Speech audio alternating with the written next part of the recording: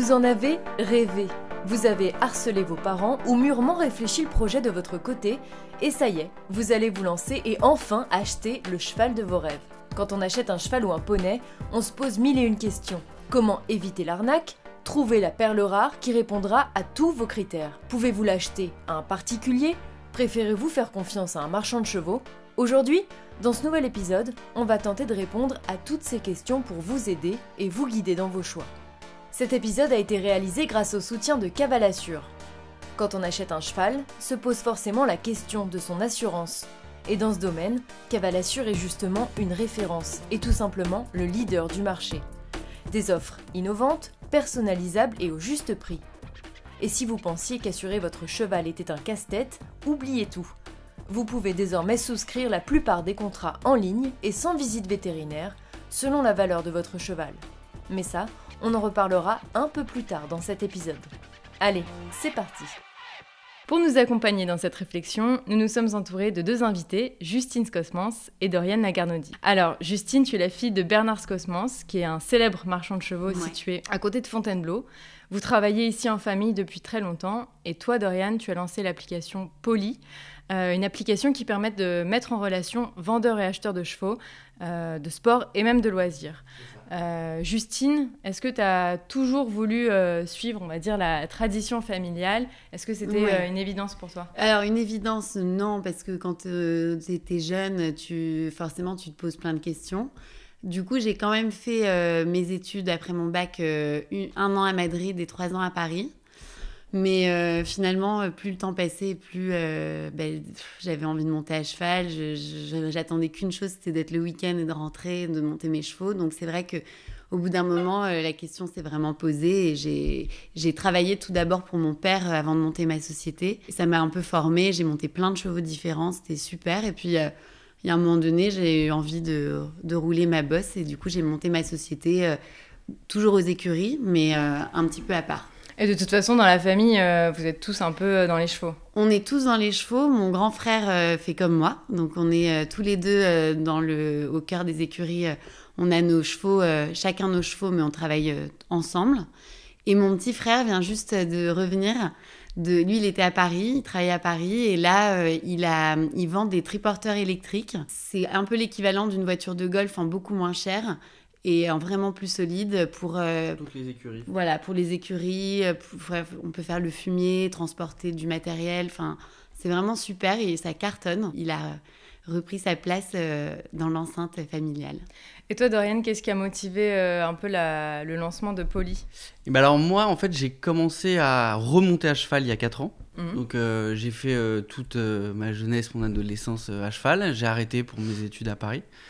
Et donc il y a 4 ans, je me suis dit faut que je m'y remette, ça manque trop, ça faisait... J'ai l'impression qu'on a tous un peu le même parcours là-dessus, c'est qu'on a monté jeune et on a fait nos études et finalement on est revenu un peu... Ça manquait trop et j'ai arrêté presque 8 ans, j'ai un petit peu monté pendant ces 8 années mais sans de cheval à moi, enfin voilà. Et donc se poser la question comment je peux acheter un cheval ? Et je suis allé sur Facebook, j'ai demandé à Justine qui m'a conseillé. J'achète d'ailleurs mes chevaux à la maison, en famille. Et l'idée de Polly m'est venue comme ça, en me disant il n'y a aucun moyen facile pour trouver un cheval et avoir une connaissance un petit peu des détails sur... la personne qui vend le cheval, l'environnement où le cheval évolue, etc. Donc quand on se connecte sur Polly, c'est un peu, j'allais dire, le bon coin du cheval. C'était ça l'idée. En fait, c'était un mix entre, si on prend des exemples un peu connus, entre Le Bon Coin et Facebook. C'était de dire, on peut avoir un profil pour un cheval, y attacher des photos, des vidéos, un aspect un peu technique sur est-ce que vous avez fait une visite vétérinaire, etc. Ça, c'est le côté Le Bon Coin. Et le côté Facebook, ce serait de voir un peu la communauté, de savoir, voilà, est-ce que vous avez un ami qui connaît le vendeur, où est situé le vendeur, dans quelle région, et être un peu rassuré par rapport au cheval que vous voulez acheter. On va y revenir parce que c'est vraiment clé, je crois, dans l'achat, c'est d'être rassuré justement, parce qu'on a toujours peur qu'il y ait voilà, le Un petit sujet. truc qu'on sait pas, Ouais. l'escroquerie quelque Ouais, part, le loup. voilà, le loup quelque part. Avant d'entrer dans le vif du sujet, un petit point sur les news des dernières semaines, et on va commencer malheureusement avec l'épidémie de rhinopneumonie. Je vous invite d'ailleurs à nous suivre sur Instagram parce qu'on essaye de vous informer au mieux sur cette épidémie. À Valence, où l'épidémie a débuté, la situation avance un petit peu. La Fédé s'est beaucoup mobilisée ces derniers jours pour aider les cavaliers français qui sont restés sur place avec leurs chevaux. Il y a un rapatriement de ces chevaux qui va démarrer très vite. Ils iront en quarantaine au parc équestre fédéral à la Motte-Beuvron, parce qu'il y a des grandes infrastructures. Ils seront suivis sur place là-bas par des vétérinaires. Et malheureusement, pour les chevaux qui sont toujours en clinique, toujours en convalescence, on va dire, il faudra patienter un petit peu parce qu'ils doivent être évidemment bien rétablis pour effectuer le Et donc trajet. tous les chevaux qui sont à Valence, là, ils vont pouvoir partir. Alors ceux qui vont D'accord. bien vont pouvoir D'accord, partir. super. C'est une super Et nouvelle. ouais. Et il faut dire aussi quand c'est bien. Ouais, La ouais, fédération bien est sûr. souvent Ouais. critiquée, mais Ouais. c'est vrai que quand il y a quelque chose de bien qui se fait, il faut le dire.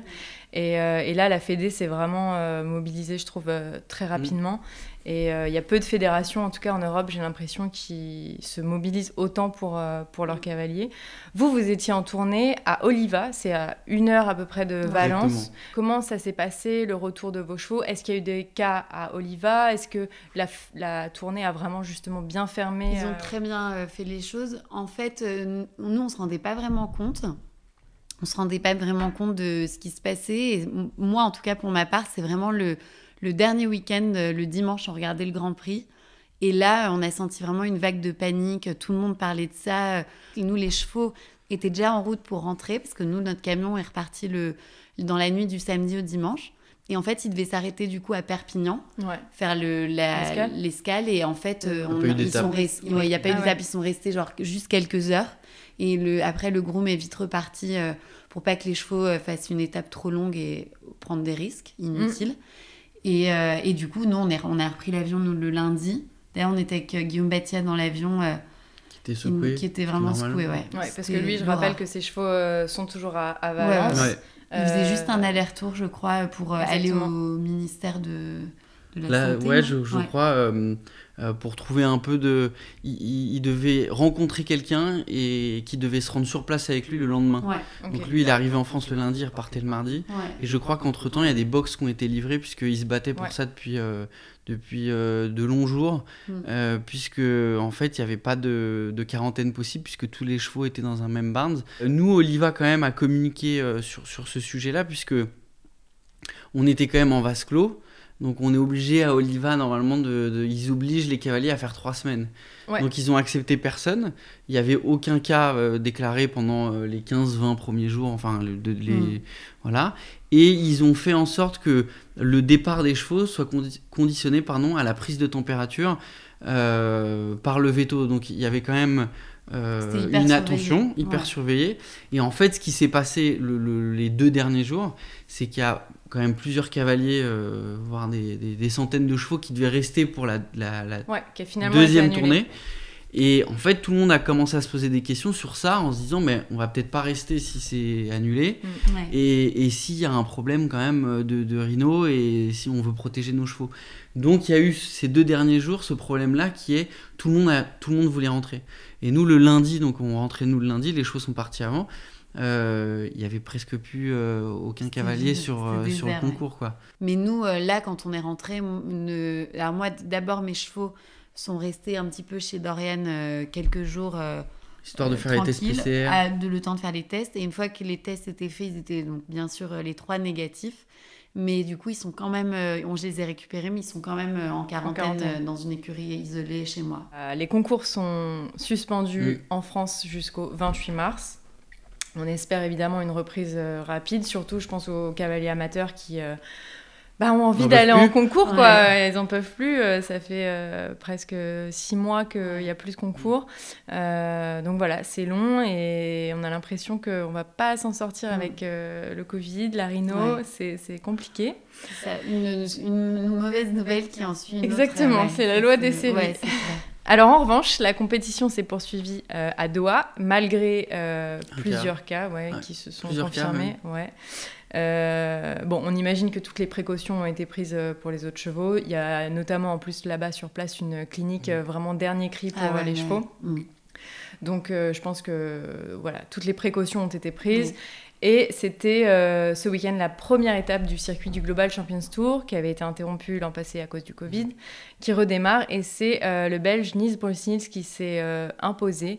Pas de bon classement pour les Français, malgré des bonnes performances sur les 2 semaines de tournée. Kevin Stott a notamment gagné 2 épreuves. Et Julien Epaillard aussi. Julien Epaillard. Idole. Et Olivier Robert était 2e du premier Grand Prix 5 Ouais. étoiles la semaine passée. Donc voilà, quand même des bons résultats Ouais. pour les Français qui sont sur le chemin du retour. Alors, on va en revenir à notre thématique, qui est comment trouver le cheval parfait, le cheval de ses rêves. Vous allez peut-être me corriger, mais il faut se poser, pour moi, 4 questions principales quand on achète un cheval. C'est où on va l'acheter, comment, avec qui, et quel type de cheval va finalement correspondre à mes attentes.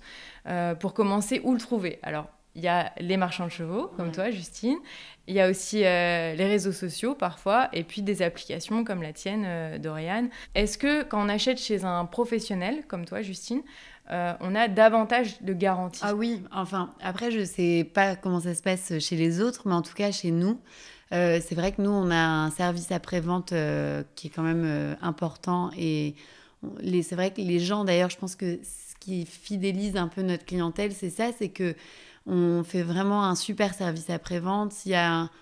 On espère que ça n'arrive le moins possible, mais s'il y a un problème avec un cheval, on assure toujours derrière et les gens sont contents parce qu'ils savent... Déjà, on a un large choix De chevaux. Quand les gens se déplacent de loin, ils viennent jamais pour un cheval. Enfin, ils viennent parce qu'ils ont vu, par exemple, un cheval qui leur plaît sur YouTube ou sur une vidéo. Mais une fois ici, ils peuvent en essayer plein d'autres dans la même gamme de chevaux, parce qu'on a vraiment un large choix. Et c'est vrai que acheter chez un marchand, enfin chez des professionnels, on a une sécurité entre guillemets, parce que une fois que si jamais un jour ça va pas ou qu'il faut changer le cheval, en tout cas nous on assure ça. Moi, je trouve que leur force, c'est de dire, si on va dire l'acheteur est mûr, il veut vraiment acquérir son cheval, en venant ici, il est obligé de trouver. Alors justement, est-ce qu'il y a un Argus du cheval, on va dire, en fonction des résultats, de l'âge, peut-être d'une visite vétérinaire qui va pas être parfaite? Voilà, en fait, en tout cas, moi, quand on a des clients qui cherchent, moi j'essaie vraiment d'être le plus transparente possible quand je discute avec les gens, parce que le but, c'est que tout le monde soit content et que les gens repartent satisfaits. Donc, c'est vrai que moi, j'essaie vraiment d'être hyper transparente. Et effectivement, les prix varient.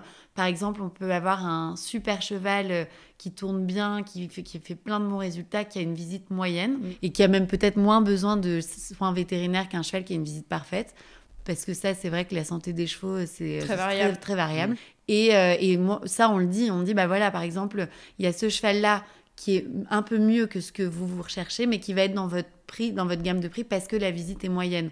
Donc, on leur explique tout. Après, ils veulent pas. Ça, il y a des gens qui veulent des visites parfaites, ce que je comprends tout à fait. Mais les gens qui sont moins regardants sur les visites vétérinaires, parfois, ils peuvent faire des affaires en achetant un cheval pour sauter très bien 1,40 m à un prix, entre guillemets, moins élevé, parce qu'il y a ce petit truc de visite. On a vraiment de tout, et j'essaie vraiment de faire les choses bien et d'être le plus transparente possible avec les gens. Moi, j'ai un exemple. J'ai acheté une jument, par exemple, qui tique. Effectivement, on a pu avoir une marge de négociation parce qu'elle tiquait. Ouais. Elle a commencé à tiquer au pré à 3 ans, donc elle a tiqué toute sa vie. Et elle a un collier, elle va très bien. À la fin, c'est pas un sujet... Moi, pour moi, ça m'est complètement égal. C'est des vices rédhibitoires, mais qui est normalement... En fait, qui aujourd'hui le sont dans une visite vétérinaire, mais qui ne le sont pas dans le sport et dans la réalité. Pour le sport, ça change pas.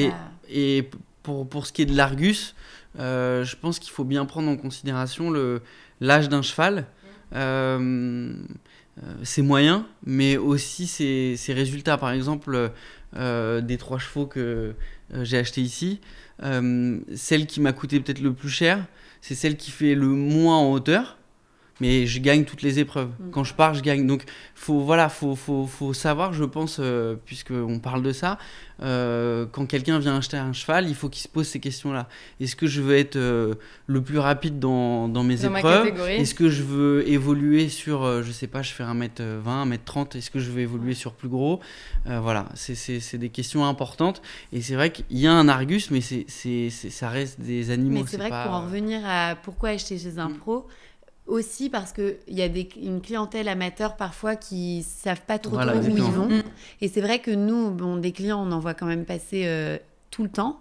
Et on sait maintenant, moi je vois parfois il y a des gens qui viennent, qui ont vraiment un niveau, un petit niveau, et par exemple qui veulent des chevaux avec beaucoup de sang, qui ne correspondent pas du tout en fait au niveau de la personne. Et nous, on a l'œil, on voit vraiment ce qu'il faut. Ça va le faire ou pas. Voilà, et on peut aiguiller les gens en disant, voilà, peut-être vous aimez les chevaux avec énormément de sang, mais en fait, en vrai, ce qu'il vous faut, c'est un cheval froid dans sa tête avec beaucoup de métiers, ou par exemple, un amateur qui va vouloir acheter un 5 ans, qui n'a pas du tout le niveau pour former un 5 ans, pour aller sauter de la 1m30 rapidement. Parfois, ça peut arriver. Et c'est vrai qu'on leur dit, bah non, si vous voulez vraiment évoluer sur des épreuves en amateur élite ou 1m30, il vaut mieux acheter un cheval de 9-10 ans qui a plein de métiers plutôt qu'un 5 ans. On est vraiment aussi là pour aider les gens dans leur choix, et quitte à ce qu'ils changent d'avis complètement sur leurs envies de départ, mais c'est vrai que du coup, ça nous permet vraiment de les aider, parce qu'on sait vraiment ce qui correspond à chaque personne. Et je vais renchérir sur un truc qui est très important chez vous, c'est qu'ils peuvent reprendre, vous avez un vieux cheval, ou vous avez un cheval, quel qu'il soit, avec qui vous n'y arrivez pas, vous l'avez acheté à un particulier, et je sais pas, vous n'y arrivez pas, et ils peuvent reprendre le cheval. Donc ça, c'est important. Il y a un vrai service après-vente. Alors, une autre chose, c'est l'accompagnement. Je pense que quand on est amateur, venir seul, c'est pas forcément une bonne idée. Même si on est justement chez un pro, chez un bon marchand de chevaux, je pense que c'est toujours bien de venir avec son coach. Bien sûr. En tout cas, avec un pro, pas forcément venir qu'avec ses parents ou avec un ami, quelqu'un qui s'y connaît. On a posé la question à un cavalier pro, justement, qui est en Île-de-France et qui a des clients qui cherchent régulièrement des chevaux. Comment réussir un bon essai ? On l'écoute, c'est Sylvain Misraoui. Personnellement, j'accompagne systématiquement mes élèves. À mon sens, il est indispensable que l'entraîneur soit présent le jour J. Je pense que le coach est celui qui connaît le mieux son élève, et bien souvent l'essai d'un cheval est un exercice très difficile. L'entraîneur est le mieux placé pour rassurer et mettre en confiance son élève. À l'essai, j'attache énormément d'importance au caractère du cheval et à la capacité de faire couple avec mon cavalier.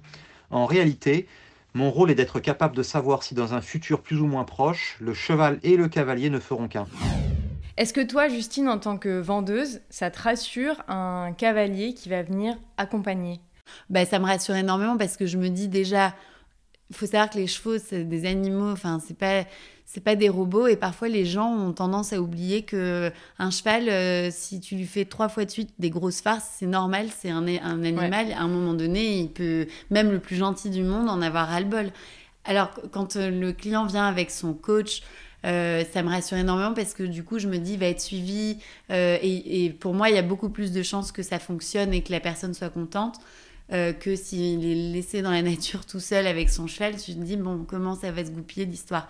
Mais c'est vrai que de temps en temps c'est un peu compliqué d'expliquer aux gens que les chevaux c'est des animaux, et que c'est pas des machines quoi. On n'est pas sûr à 100% de... C'est vrai, c'est pas des machines, et il faut comprendre qu'ils peuvent pas tout supporter non plus, quoi. Mais après, je pensais, il peut avoir une frustration en tant qu'amateur, que ce soit juste le coach qui présente des chevaux. C'est-à-dire qu'on peut avoir envie, comme on est sur un concours, on voit un super cheval, ou sur les réseaux sociaux, d'avoir envie de choisir. Et alors, je reboucle un peu sur l'idée de Polly, c'était justement de pouvoir, via une application, mais ça s'applique aussi aux réseaux sociaux, en tant qu'amateur, aller chercher des informations sur des chevaux, et après visualiser des vidéos et en parler avec son coach. Ouais. Et voilà. Et le coach a son expertise en disant, potentiellement ce cheval est bien, ou peut-être pas, mais nous, en tant qu'amateurs, on fait le premier tri. Et voilà, et après, on se fait aider du coach, où on va faire les essais avec le coach, ce qui est important. Il y a un autre truc, je pense, qui est important dans les essais, et même quand on cherche son cheval, et t'en as un peu parlé, c'est vérifier l'historique. Parce que, moi, je me prétends stalkeuse professionnelle. D'accord. Je connais tout effet feu compète. Ouais. Mais c'est vrai que quand j'achète un cheval, je vais aller vérifier Les résultats. tous les résultats. S'il y a des éliminés, Bien sûr. voilà, peut-être que ça va me faire peur. S'il y a des abandons, ça va peut-être me faire peur. Je vais aussi regarder s'il y a une longue période d'arrêt. Inactivité, ouais. Exactement. Ouais. Peut-être il y a eu une blessure. Vous allez confirmer ou pas ce que je dis. Hein, mais, Oui, non, mais c'est vrai. en plus, aujourd'hui, il y a plein d'applications comme Clip My Horse ou Ouais. Grand Voir les Prix, vidéos. où tu peux voir voilà, les vidéos. Moi, quand j'ai acheté ma jument, c'est vrai qu'elle avait fait les cycles classiques. J'ai regardé à 4 ans comment elle était, à 5 ans, 6 ans. Et je trouve que c'est important de voir. On peut voir aussi le cheval, comment il a évolué Ouais. dans son comportement. Complètement. Et les différents cavaliers. Est-ce que les cavaliers montaient peut-être comme nous Ouais. Comment le cavalier monte, les résultats du cavalier, Exactement. voir s'il y a une toupe. Ah oui, Ouais. oui, bien sûr. Toi, tu m'as l'air experte aussi. Je suis un peu une stalkeuse aussi. Mais voilà, je pense que c'est vraiment essentiel de vérifier l'historique. Ouais. Et si on achète un cheval qui n'est pas fait pour du concours, c'est différent. Ouais. Mais bien vérifier. Ah bah oui, bien sûr, c'est important. Mais après, nous, avec le roulement qu'on a, parfois, on a des chevaux qui rentrent, parce qu'on fait beaucoup, quand on vend des chevaux, des reprises. Donc, tout ça, et parfois, les reprises, c'est des chevaux qui ont été montés que par des amateurs, donc qui ont un Minitel à l'ancienne, pas terrible, parce que son ancien cavalier avait un petit niveau, et voilà. Et en fait, le cheval s'avère Un super. très bon cheval. Et après, il suffit de le remettre un peu en route dans un mood un peu plus pro, et il fait plein de sans faute. Les résultats, il faut regarder, c'est important bien sûr quand on achète un cheval, mais ça ne veut pas toujours tout dire non plus. Non. Je dirais que aussi ça dépend de l'encadrement qu'on a. Ouais, oui. Si il y a plein de cavaliers dans ce cas-là, amateurs, mais qui ont un coach qui va les aider en concours, mais par contre toute la semaine ils sont seuls. Ouais. Donc là, c'est sûr que je ne peux pas faire des généralités, mais c'est sûr qu'il vaut mieux regarder les résultats et avoir un cheval un peu métronome où on sait que il fait bien son petit travail. Après, c'est vrai que quand on est un peu plus encadré, où on a la possibilité d'avoir un coach qui peut monter la semaine, ou derrière vous s'il y a un problème, ou remettre le cheval s'il y a un sujet, remettre en confiance. voilà, et il peut avoir des très bonnes affaires à faire, ou de trouver des très bons chevaux qui avaient des résultats médiocres avec un cavalier qui avait un petit niveau. Ça arrive, c'est tout à fait normal. Donc c'est tout ça qu'il faut prendre en compte. Ouais. Alors aujourd'hui, il y a plein de moyens d'acheter des chevaux. On a parlé de vos 2 méthodes, on va dire. Il y a aussi quelque chose qui se voit de plus en plus, c'est les ventes aux enchères. Il y a Horsepass, les ventes Fence, la vente Château-Bacon. Enfin voilà, il y en a beaucoup. Quel est votre avis là-dessus ? Est-ce que c'est plutôt, selon vous, réservé à des experts, on va dire, à des pros, plutôt qu'à des amateurs? Si j'étais amateur, je me lancerais peut-être pas. C'est ce que moi j'allais dire en tant qu'amateur. Je pense que ça m'inquiète. Plus, voilà. Même si on me donne toutes les garanties et les assurances, je ne serais pas rassurée. Je dirais que c'est plus acheter du rêve un peu. Ça peut très bien marcher, hein. Mais voilà, c'est ça. On sait que c'est long, quoi. C'est long avant de pouvoir monter dessus et d'avoir des résultats, on va dire. Donc pour moi, c'est plus ça. Et puis je pense que c'est important aussi en tant qu'amateur d'essayer aussi. Et là, dans une vente, on peut pas monter dessus. Donc, Ah non, mais ça, c'est primordial, hyper important. Enfin, moi, je déconseille les amateurs qui disent je monte pas dessus. Même moi, quand j'achète des chevaux pour mon commerce et puis les revendre, moi, je les achète vraiment. C'est hyper rare que je les essaie pas. En plus, je trouve qu'il y a des chevaux parfois qui donnent très envie sous la selle d'un cavalier, et puis tu vas monter dessus, t'es mal, t'as pas un sentiment terrible. T'aimes pas la sensation. Et à l'inverse, un cheval où il fait pas du tout rêver quand tu le vois à pied, qui est génial quand tu montes dessus. Donc moi, je pense qu'il faut vraiment les essayer. Alors, il y a une idée reçue qu'il faut forcément un gros budget quand on achète chez un marchand. Est-ce que c'est vrai ou c'est faux ? Ça, c'est vraiment une idée reçue parce que le prix du cheval, entre guillemets, il y a le service un peu incluant où on sait que si ça va pas un jour, on sera là, exactement. Donc, effectivement, c'est un peu un package. Mais non, pas du tout. On a vraiment une gamme de prix et ça va tout dépend des chevaux, mais c'est pas du tout, c'est vraiment une idée reçue. Hein. Et est-ce que vous êtes d'accord avec le fait que les marchands de chevaux ont parfois un peu mauvaise réputation ? Ah bah ouais, de toute façon on peut pas plaire à tout le monde. Hein, Mais pourquoi selon vous? Je pense que c'est pour le volume, franchement. En fait, le volume, il faut que je finisse ma phrase, c'est que on a commencé à parler du fait qu'un très bon cheval, avec un amateur, au bout de quelques temps, il peut se dégrader. C'est une réalité que je pense, je suis amateur, hein, mais que beaucoup d'amateurs oublient. Oui. Voilà, et il y a ces idées reçues, le cheval, ça dépend des hauteurs, mais le cheval peut sauter tout seul, le cheval peut faire, le cheval peut ceci, etc. C'est pas une mobilette. Et je pense que c'était par rapport à ça où je disais le volume, c'est que au bout d'un certain temps, en fonction de votre niveau, vous pouvez avoir un cheval qui va être moins bon.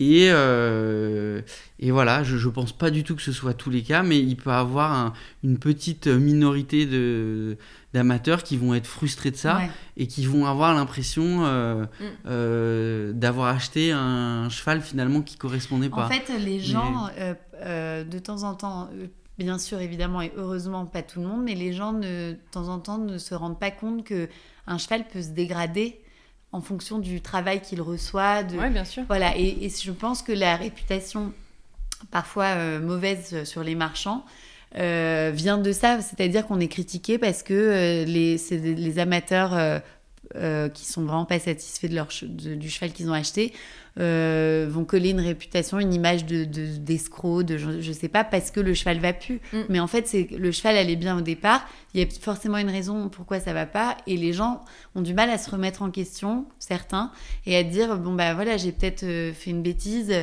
Je suis peut-être mal encadrée. Voilà. Et ça reste, moi, ce que je dis aux gens, c'est des animaux. Enfin, ça peut pas. Y a pas de science exacte. Faut pas tourner la clé et se dire c'est pas des machines. Il n'y a pas de science exacte, exactement. Je pense qu'à la fin, c'est plus simple de se dire que c'est de la faute du marchand. Je dis pas aussi, que y a, il peut y avoir des sujets, mais c'est pareil. Si on est mal conseillé et qu'on achète moi je le vois quand même souvent, comme tu disais ici, où on va avoir quelqu'un qui va venir en disant je veux un 6 ans avec beaucoup de sang et ça doit être une jument.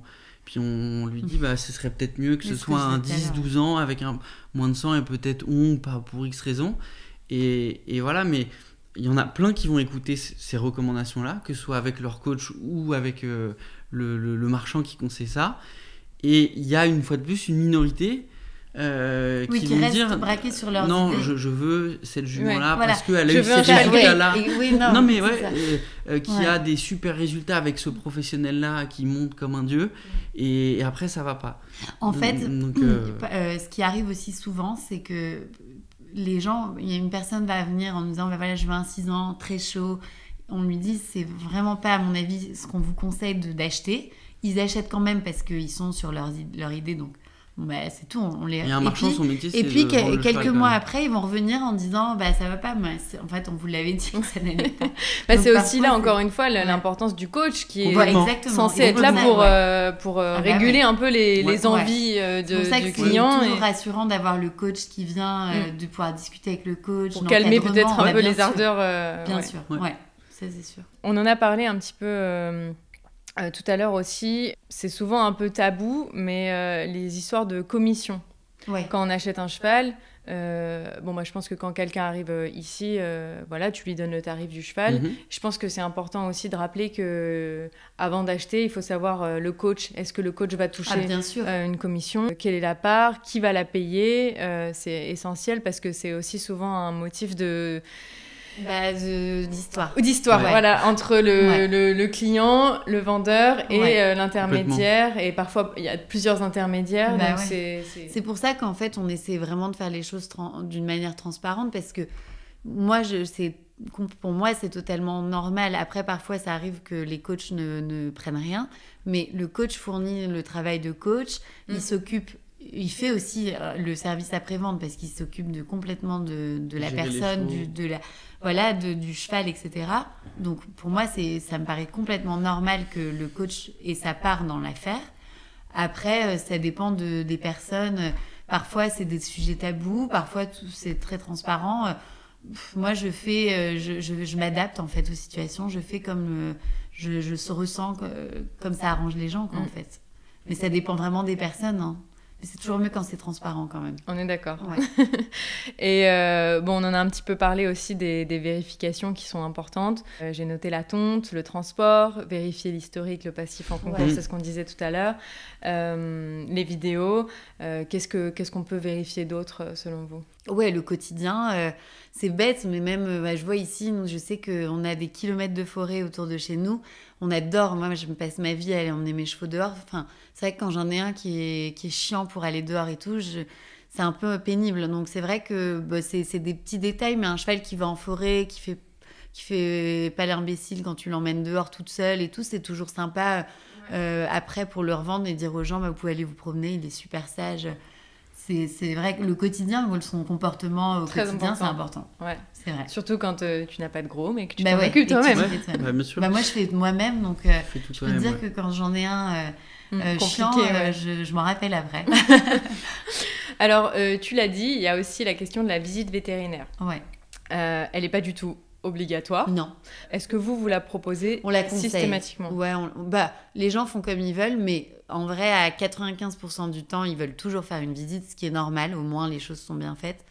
Après, s'ils veulent pas, ils veulent pas. Ça, c'est comme.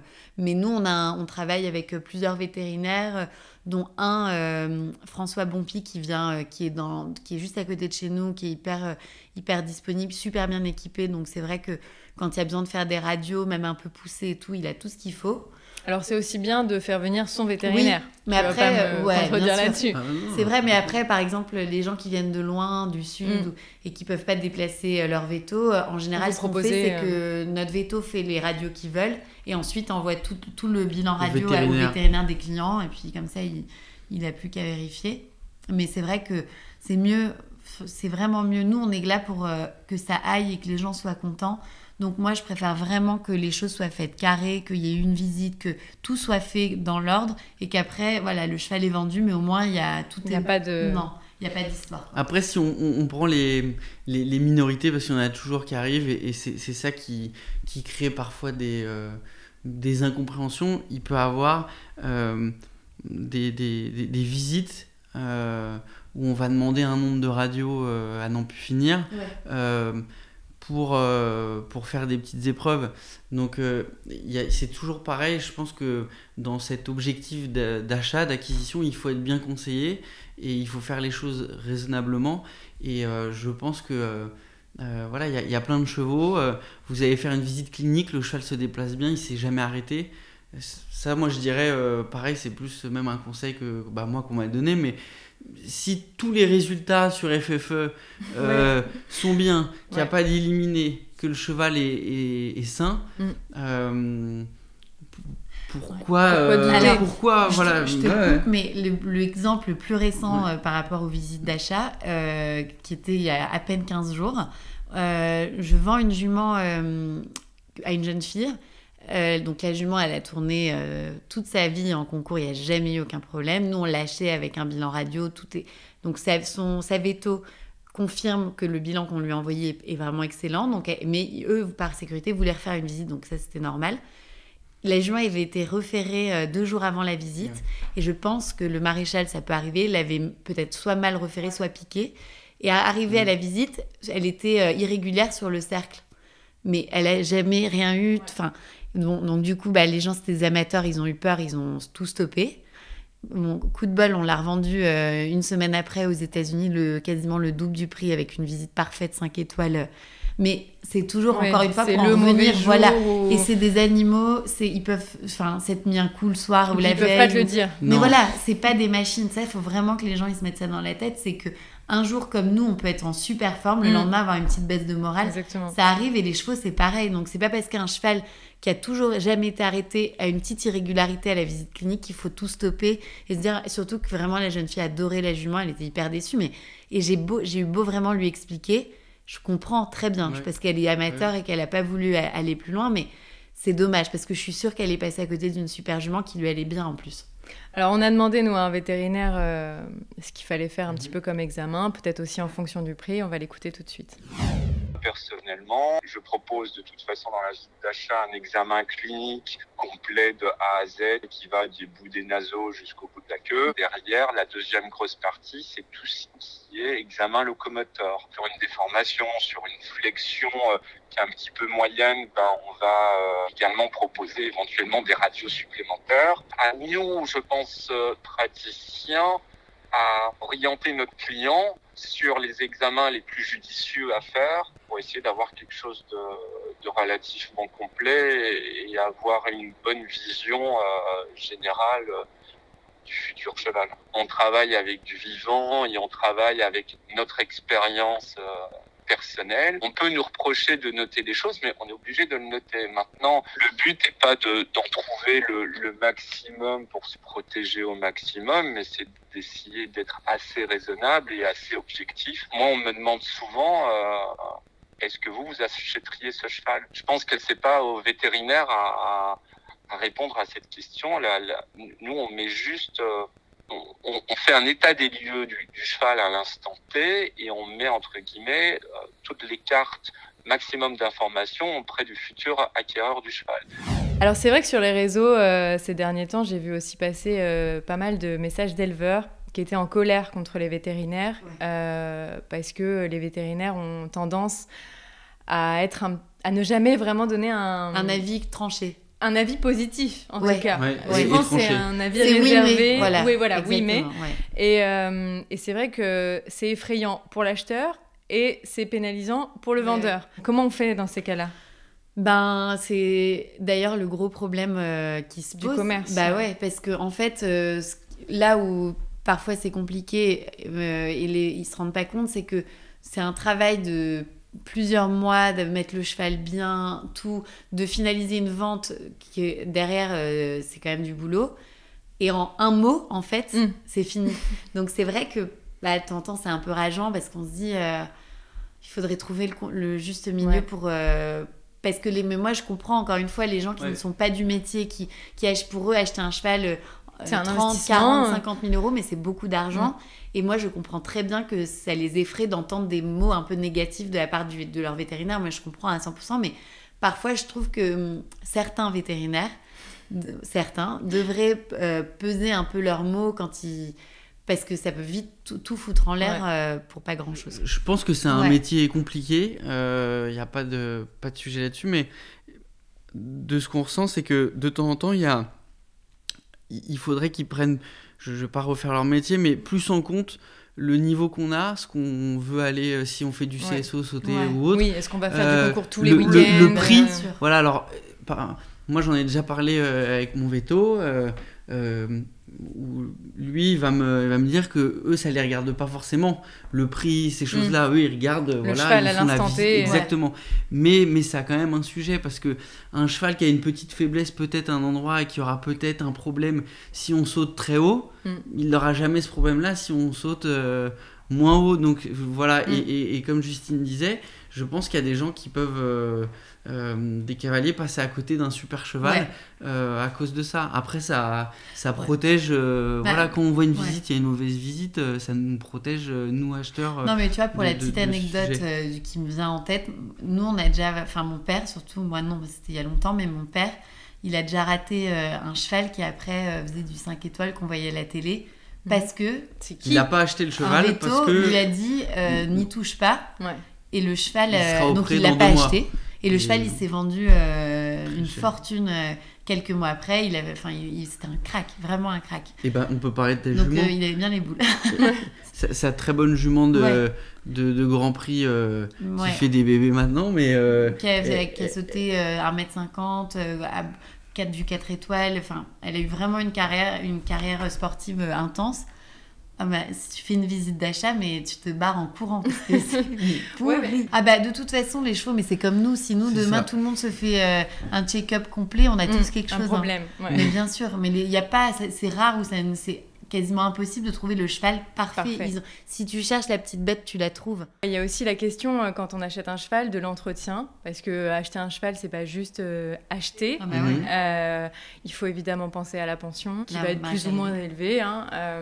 Les soins véto, plus ou moins élevés aussi. l'ostéopathe, le maréchal, exactement. Le vétérinaire. Le veto. Bon, le veto, il arrive toujours quand il y a... Il arrive toujours à un moment donné. Et il y a aussi la question de l'assurance. Est-ce que vos chevaux personnels sont assurés, par exemple ? Non. Bah alors moi, personnel, j'avais que ma très bonne jument que je voulais pas vendre parce que maintenant, elle va faire plein de bébés. Mais sinon, moi, c'est tous des chevaux de commerce. J'en ai pas un que je garde pour moi.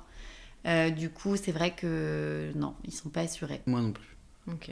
Enfin, le sujet, c'est les assurances sont relativement chères par rapport aux problématiques qui sont posées ou à ce qu'on peut souscrire quoi, comme assurance. Donc c'est un petit peu compliqué. Alors pourtant c'est justement de moins en moins compliqué. On écoute à ce sujet Mathieu Loriot, qui est le responsable commercial de chez Cavalassure. La souscription est bien plus simple désormais. Nous proposons une souscription en ligne pour une assurance mortalité et option frais vétérinaires en quelques minutes. Et pour la plupart de nos formules, sans certificat vétérinaire obligatoire, avec une possibilité de signature électronique des documents de souscription et un paiement par carte bancaire. Il n'est donc plus nécessaire d'attendre son dossier par voie postale ou de l'imprimer. Tout est numérique. Nous proposons depuis quelques années maintenant la formule CARA, qui prend en charge certains des soins dits d'entretien tels que les vaccins, les vermifuges, le nivelage des dents de l'équidé. Cette garantie a également l'avantage de prendre en charge les compléments alimentaires ou encore des soins de balnéothérapie, par exemple, prescrits par un vétérinaire dans le cadre d'un sinistre garanti. La fonction première de l'assurance reste tout de même la prise en charge des frais vétérinaires qui font suite à un accident, une chirurgie ou même une maladie. En moyenne, une chirurgie de colique coûte 5 000 €. Une fracture peut aisément entraîner des frais vétérinaires supérieurs à 2 000 ou 3 000 €. Assurer son cheval, c'est donc lui offrir le meilleur accompagnement possible en cas de coup dur et toutes les chances d'une guérison. Malheureusement, c'est aussi parfois devoir faire face à la perte de son équidé. Notre équipe vous accompagne tout au long de ces moments douloureux pour vous permettre d'envisager sereinement l'avenir.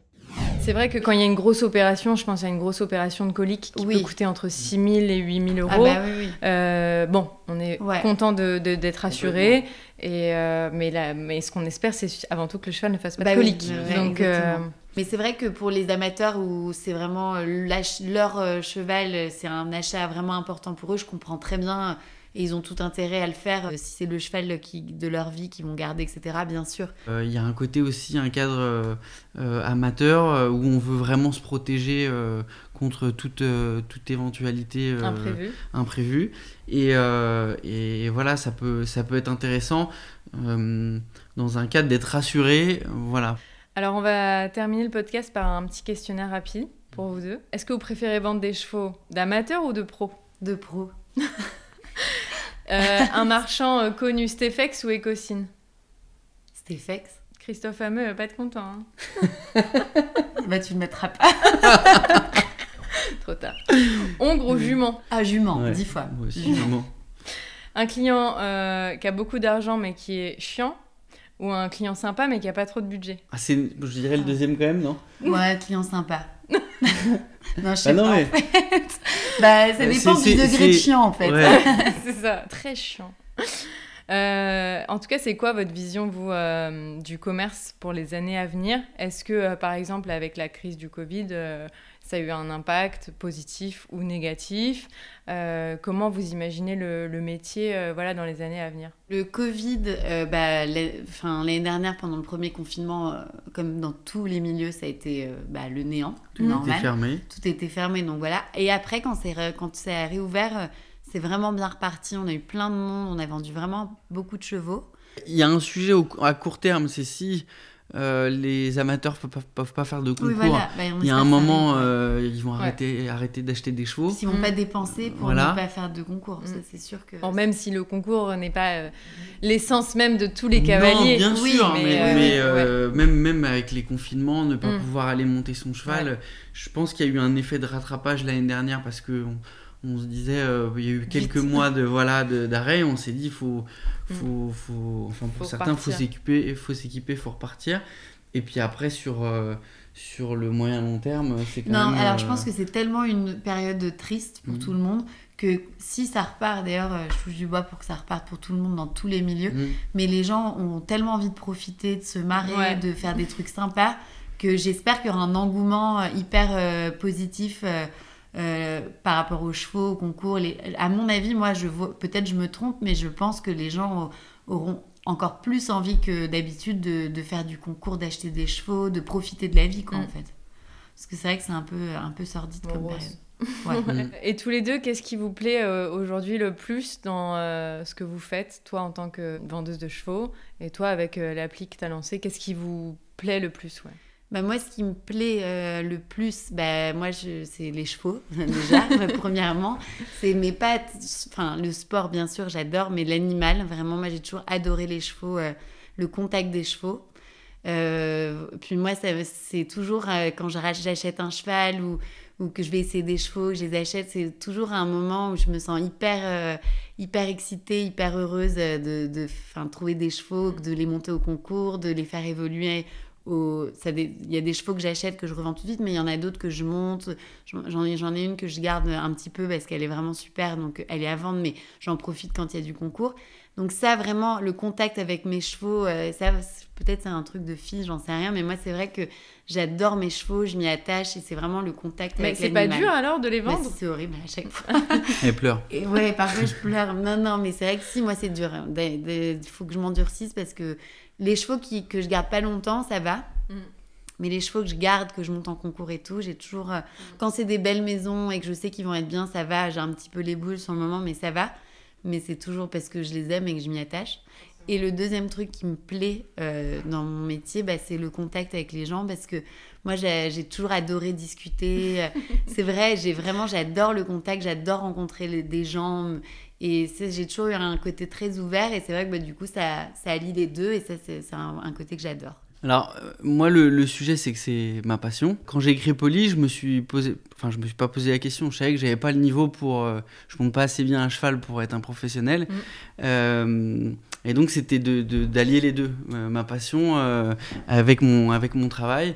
Et ce que j'adore via cette application, c'est de me dire qu'on développe quelque chose qui va aider les gens. Et notamment, à mieux acheter. Ouais. Et là, on est en train de développer... une nouvelle fonctionnalité qui pourrait s'apparenter un peu à la fonctionnalité de Tinder, qui est en fait, vous allez avoir une carte par cheval, une carte comme un profil, et vous avez des vidéos dans cette carte, 3 à 5 vidéos que vous pouvez swiper. Et puis vous pouvez liker le cheval si vous aimez, contacter tout de suite le propriétaire. Okay. Et c'est l'idée de dire... C'est le Tinder du cheval.